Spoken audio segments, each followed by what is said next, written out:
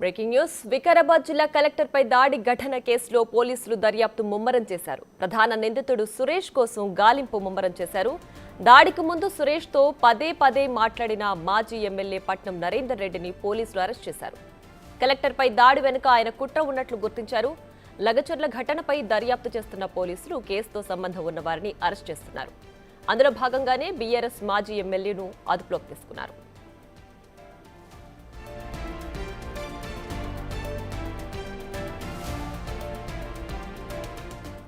దాడికి ముందు తాను ప్రధాన నిందితుడు సురేష్తో మాట్లాడానని నిన్న పట్నం నరేందర్ రెడ్డి కూడా ఒప్పుకున్నారు. ఘటనకు సంబంధించి 42 సార్లు సురేష్తో పట్నం నరేందర్ రెడ్డి మాట్లాడినట్లు పోలీసులు కూడా ఫోన్ కాల్ డేటా ద్వారా గుర్తించారు.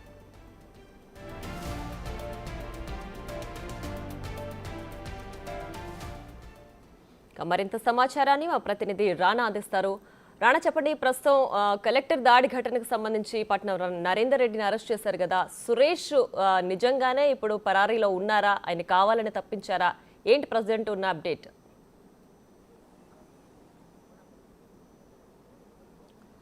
బీఆర్ఎస్ మాజీ ఎమ్మెల్యే పట్నం నరేందర్ రెడ్డి ప్రస్తుతం పోలీసుల అదుపులో ఉన్నటువంటి పరిస్థితి కనపడుతుంది. ఇప్పుడు మనం ఉన్నటువంటి జిల్లా పోలీస్ శిక్షణ కేంద్రం దగ్గర ఆయన్ని దాదాపు 2 గంటల నుంచి కూడా విచారణ చేస్తున్నారు. ముఖ్యంగా మొన్న జరిగినటువంటి ఘటన పైన సూత్రధారిగా ఇతనే ఉన్నాడంటూ కూడా ఇప్పటికే పోలీసులు చెప్తున్నటువంటి నేపథ్యంలో, ఎందుకంటే సురేష్ సంబంధించినటువంటి కాల్ డేటాలో కూడా చాలా క్లియర్గా 42 సార్లు అతనితో మాట్లాడనేది కూడా పోలీసులు చెప్పిన నేపథ్యంలో దాని తగ్గట్టుగా ఈ కేసు ముందుకెళ్లాలంటే కూడా ఖచ్చితంగా కూడా ఆయన విచారించాలన్న ఉద్దేశంతో పోలీసులు ఆయన అదుపులోకి తీసుకొని ఇప్పుడు దాదాపు 2 గంటల నుంచి కూడా విచారణ చేస్తున్నటువంటి నేపథ్యం కనపడుతుంది. ఎందుకంటే గత వారం నుంచి కూడా సురేష్ యొక్క కదలికల పైన కూడా, ఎందుకంటే ఎక్కువ సార్లు కూడా ఆయన మాట్లాడాడు కాబట్టి, అయితే దాడి జరిగినప్పుడు సందర్భంలో కూడా ఆయన ఫోన్ చేసి మాట్లాడినట్టుగా మనకు సమాచారం అవుతుంది. ఇక్కడ ఏం జరిగింది ఏంటి కూడా ఎప్పటికప్పుడు వివరాలు కూడా అందించాడనేసి కూడా ఇప్పటికే ఆయన పైన ఆరోపణలు ఉన్నటువంటి నేపథ్యంలో, మరోవైపు ఇప్పుడు ఈ పట్నం నరేందర్ రెడ్డిని ఉదయం పూట అదుపులోకి తీసుకున్న తర్వాత డైరెక్ట్ వికారాబాద్కి ఇప్పుడు మనం చూసినట్టు ఈ ప్లేస్కి తరలించారు. ఇప్పటికే సురేష్ కోసం అనేక బృందాలతో కూడా గాలింపు చర్యలు చేపట్టినటువంటి నేపథ్యం అయితే కనపడుతుంది. ఇప్పుడు రాజకీయంగా ఇది పెద్ద ఒక చర్చనీయాంశంగా మారింది. ఎందుకంటే ఇటువైపు కాంగ్రెస్ వర్సెస్ బీఆర్ఎస్ అనేది మరొకసారి వినిపిస్తుంది. ఎందుకంటే మాటల తూటాలనేది కూడా వినిపిస్తున్నాయి. ఎందుకంటే కాంగ్రెస్ పార్టీ ఒక వర్షంతో బీఆర్ఎస్ నాయకులు టార్గెట్ చేస్తుంటే, బీఆర్ఎస్ నాయకులు మాత్రం కాంగ్రెస్ పార్టీని కూడా టార్గెట్ చేస్తున్నటువంటి నేపథ్యం అయితే కనపడుతుంది. ఇది కార్యకర్తతో ఒక లీడరు ఎన్నిసార్లైనా మాట్లాడే అవకాశం ఉంది, ఆ మాత్రం మాట్లాడుతుంటే కూడా బీఆర్ఎస్ నేతలు చెప్తున్నప్పటికీ కానీ ఆయన గతంలో కూడా ఇట్లా భూసేకరణ చేసేటప్పుడు గతంలో ఫార్మా సిటీ ఎక్కడైతే ఇబ్రహీంపట్నం దగ్గర దాదాపు 19,000 ఎకరాల దాకా కూడా రైతుల నుంచి సేకరించారు. కానీ ఎప్పుడు కాంగ్రెస్ పార్టీ బీఆర్ఎస్ నేతలపైన దాడులు చేయమని కానీ, ఇట్లా అధికారులు వచ్చినప్పుడు కానీ కొట్టమని కానీ ఎప్పుడు ఉసుగొల్పు లేదు. అక్కడంతా కూడా వారు ఎన్ని చేసినా కూడా, ఎన్ని దౌర్జన్యాలు చేసినా కూడా కాంగ్రెస్ పార్టీ ప్రజల పక్షాన్ని నిలబడింది. కానీ దాడులు చేయమని కూడా ఎప్పుడు చెప్పలేదని కూడా వాళ్ళు చెప్తున్నటువంటి నేపథ్యంలో ప్రస్తుతం అయితే విచారణ జరుగుతుంది. ఇప్పటికే పట్నం నరేందర్ రెడ్డిని కూడా పరామర్శించడానికి లోకల్ ఉన్నటువంటి లీడర్లు కానీ, మాజీ ఎమ్మెల్యేలు కానీ వాళ్ళందరూ ఒక్కొక్కరు బీఆర్ఎస్ సంబంధించిన వాళ్ళందరూ కూడా పరామర్శించి వస్తున్నటువంటి నేపథ్యం. మరోవైపు పరిగి పోలీస్ స్టేషన్ లో కూడా దాదాపు మరో నలుగురిని కూడా రిమాండ్ చేయడానికి పోలీసులు రంగం సిద్ధం చేసినటువంటి పరిస్థితి కనపడుతుంది. రైట్. అలాగే కలెక్టర్ పైన దాడి జరిగిన తర్వాత అంటే ఒక కార్యకర్తతో ఎన్నిసార్లైనా మాట్లాడొచ్చు, కానీ ఈ దాడి ఘటన జరిగిన తర్వాత కూడా ఇన్నిసార్లు మాట్లాడారు అనేది ఖచ్చితంగా ఈ పథకంలో భాగమే అని అనుమానించాల్సిన అవసరం లేదా? నిన్న మంత్రి శ్రీధర్ బాబు కూడా చెప్పారు, ఇది ఖచ్చితంగా పథకం ప్రకారమే చేశారు అండ్ ఇది 10 రోజుల నుంచి కూడా జరుగుతుంది అని. సో ఎలా చూడాలంటారు?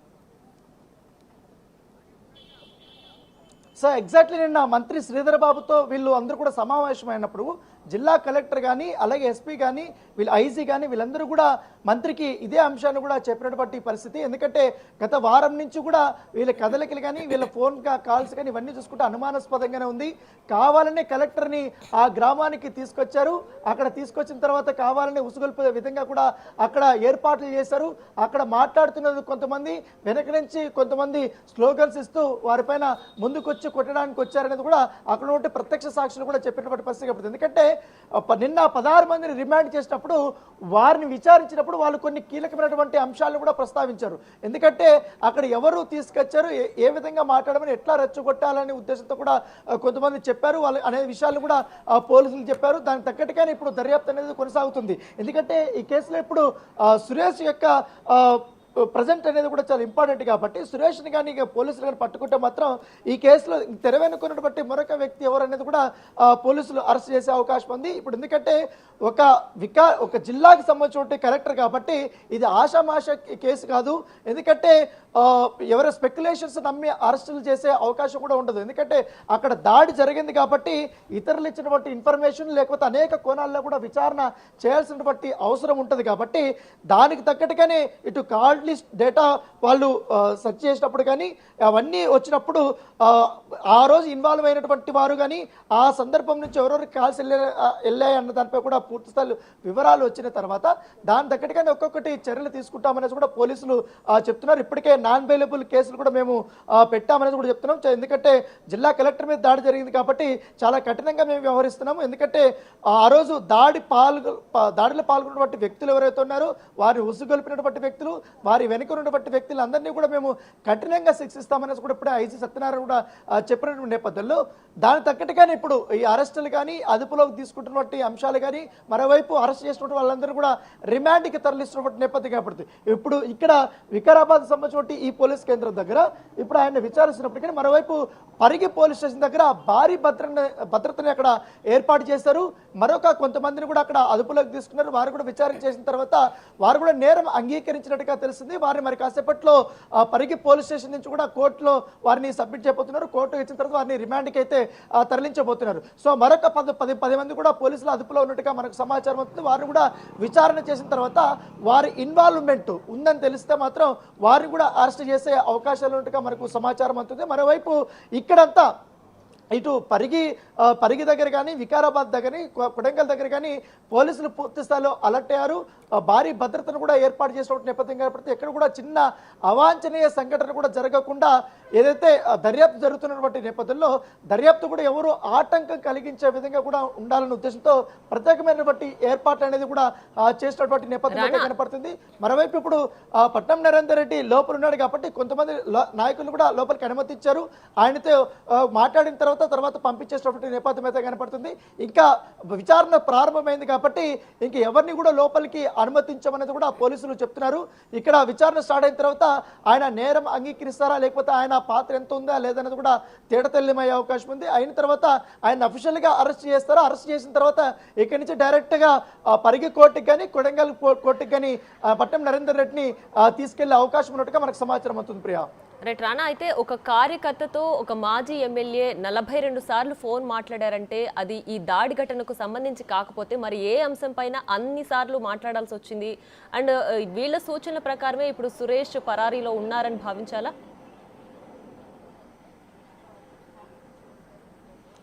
ఖచ్చితంగా, ఎందుకంటే ఇది దాడి జరిగిన తర్వాత రాష్ట్ర వ్యాప్తంగా ఒక సంచలనం అనేది సృష్టించింది. ఎందుకంటే ఒక జిల్లా కలెక్టర్ని ఈ విధంగా దాడి చేయించడం ఏంది అనేది కూడా పూర్తి స్థాయిలో యంత్రాంగం అంతా కూడా అలర్ట్ అయింది. దీన్ని దర్యాప్తు పూర్తి స్థాయిలో చేస్తున్నటువంటి నేపథ్యంలో ఆ రోజు కొంతమంది స్థానికులు కానీ ఆ రోజు మీటింగ్కి పాల్గొన్నటువంటి కొంతమంది వ్యక్తులు కానీ అందరూ కూడా అక్కడ కొన్ని వీడియోలు కానీ ఫోటోలు కానీ తీసుకున్నారు.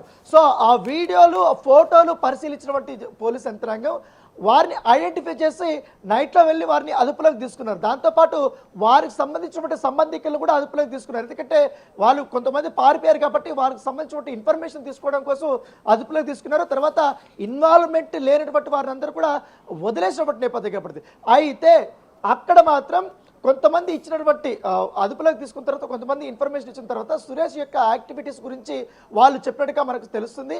గత వారం రోజుల నుంచి కూడా ఆయన ఇటువైపు తిరుగుతున్నాడు, అందరితో కూడా ఫోన్లు మాట్లాడుతున్నాడు. యాక్చువల్ అయితే ఆయనకి ఆ గ్రామం పరిసర దీంట్లోనే 7 ఎకరాలు ఉంది. కానీ ఆ 7 ఎకరాలు కూడా ఆయన ఈ ఫార్మాకి కంపెనీకి సంబంధించిన విషయంలో ఆయన భూమిని ఎక్కడ కూడా భూసేకరణకి ఇవ్వాలంటే కూడా ఎవరు ఒత్తిడి అడగలేదు, ఆ పరిధిలోకి కూడా ఆయన రాలేదు. కానీ తన భూమి కూడా పోనప్పటికీ కూడా ఆయన ఎవరు మళ్ళీ ఇంకోటి జిల్లా కలెక్టర్ని ఆ గ్రామానికి తీసుకొస్తున్నప్పుడు కనీసం లోకల్ గ్రామస్తులకు కూడా చెప్పలేదనేది కూడా స్థానికులు చెప్తున్నారు. నిన్న అక్కడికి వెళ్ళి గ్రామస్తుల్ని అడిగినప్పుడు ఎగ్జాక్ట్గా ఏం జరిగిందనేది కూడా చెప్పినప్పుడు కొంతమంది గ్రామస్తులు ఇదే అంశాన్ని కూడా వారు చెప్పారు. ఎందుకంటే అసలు మాకు ఇక్కడ కలెక్టర్ వస్తున్నాడని కానీ ఇక్కడ మాతో వచ్చి మాట్లాడతాడని కానీ మా భూముల గురించి ప్రస్తావన చేస్తారని కానీ లేకపోతే మా అభిప్రాయాలు సేకరిస్తారని కానీ ఎక్కడా కూడా మాకు గ్రామస్తులకి చిన్న ఇంటిమేషన్ కూడా లేదని కూడా వాళ్ళు చెప్తున్నారు. కానీ కలెక్టర్ దగ్గర మాత్రం మా గ్రామానికి రావాలనేసి కూడా సురేష్ పక్క ప్రణాళికతోనే అక్కడికి తీసుకెళ్లాడనేసి కూడా పోలీసులు చెప్తున్నారు.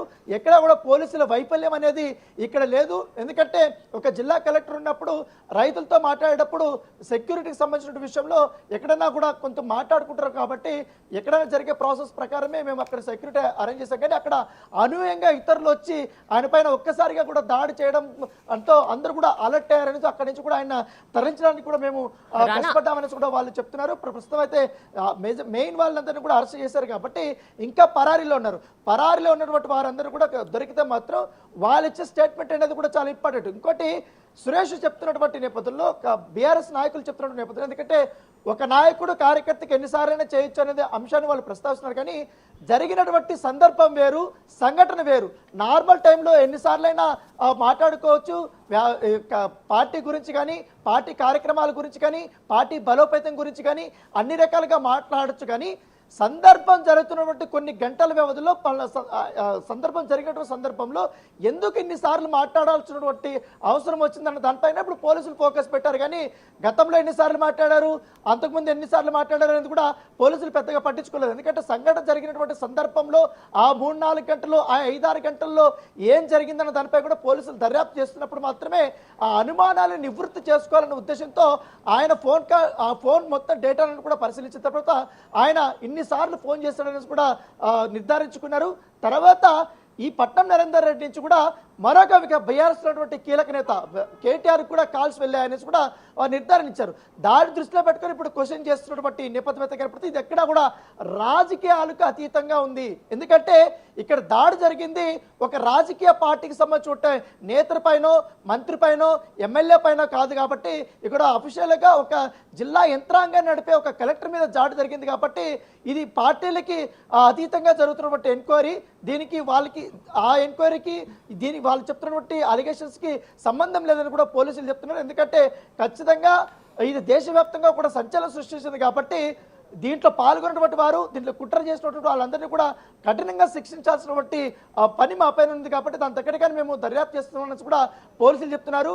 ఎవరు ఎన్ని విమర్శలు చేసినా కూడా మేము పట్టించుకోమనేసి కూడా పోలీసులు చాలా క్లియర్గానే వాళ్ళు చెప్తున్న నేపథ్యం కాబడుతుంది. సో మరోవైపు ఇప్పుడు ప్రత్యేక బృందాలు కూడా వెళ్ళాయి. కాబట్టి ఎవరైతే పారిపోయి ఉన్నారో, వాళ్ళైతే ఎక్కడైతే తలదాచుకున్నారో వాళ్ళందరూ కూడా పట్టుకున్న తర్వాత సురేష్ ఇంకా ఏమేమి చెప్పాడు అన్న దానిపై కూడా క్వశ్చన్స్ చేసే అవకాశం ఉంది.